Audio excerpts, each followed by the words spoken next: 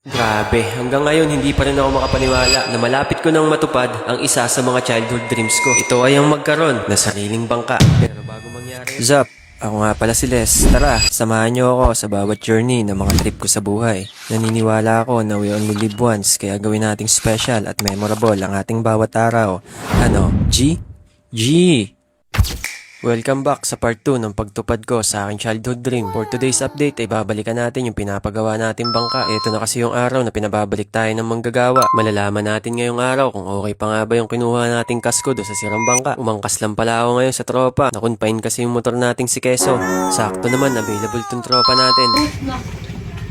Sakto nga pagpunta namin, naabutan namin si tatay. Medyo busy nga lang siya dito sa project niyang malaking bangka. Good news din kasi kahit papano may forma na yung bangka natin. Medyo pinaiksehan ko pa lang pagkakagawa dito sa bangka na to. Yung original niya kasi medyo mahaba at malaki. Kasyang-kasya ang 3 adult. Ngayon alanganin na sa 2 tao to. Ang purpose ko kasi kaya medyo pinaliitan ko to. Para gumaan siya. Para kapag gagamitin ko siyang mag-isa, makakaya kong buhatin ng ako lang papuntang dagat. Ganun din kapag isisecure ko na. Minsan kasi sobrang layo ng hibas. Sobrang layo din ang bubuhatin ko. Hindi ko naman pwedeng iwanan na lang sa dagat. Yun kasi ang problema ko. Kapag humihiram ako ng bangka, kailangan ko palagi ng isang makakasama para makuha at maitabi yung bangka naming hihiramin.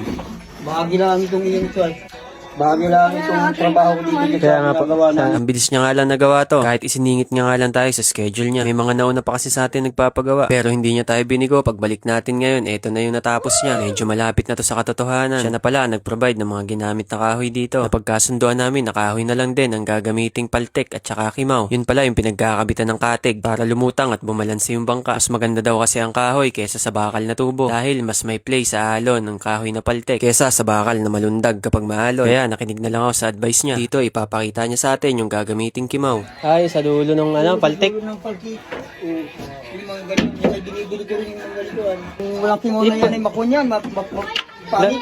Bisaya lang pala ang design nitong bangka na to. Yun kasi ang term nila sa in-explain ko na gusto kong ipagawa. Mas maganda din daw na wala masyadong detalye kasi mas makakatipid ako sa materyales. Yung ibang bangka kasi masyadong madaming detalye. Dito ay pinakita niya sa akin yung kondisyon ng kasko sa ilalim. At talaga nga namang goods na goods pa yung pagkakahoy niya. Magandang klaseng kahoy daw ito nakuha ko. Ang kagandahan din ay tuyo na siya. Kumpara kung bagong kasko yung ginamit namin. Panigurado mas mabigat yon. Kaya good decision yung ginawa ko. Kunin na lang yung lumang kasko. Nakatipid na ako, mas napaganda pa yung lagay ng bangka. Sa kulay pala ng bangka hindi pa rin ako masyadong desidido. Sabi sa akin ni tatay may mga tira-tira pa daw siyang pintura. Kaya sabi ko siya na ang bahalang magdesisyon sa kulay. Bahala na kung anong kalabasan. Ang mahalaga ay matapos muna ito. Tsaka ako nababaguhin ng kulay kapag medyo sawa na ako. Kung nakaabot ka sa punto ng video na to, pwede mo akong i-follow. Sabay-sabay natin tahakin tong journey na to hanggang mapalutang natin sa dagat itong bangkang pinapagawa natin.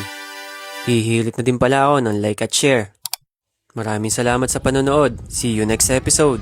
Peace out.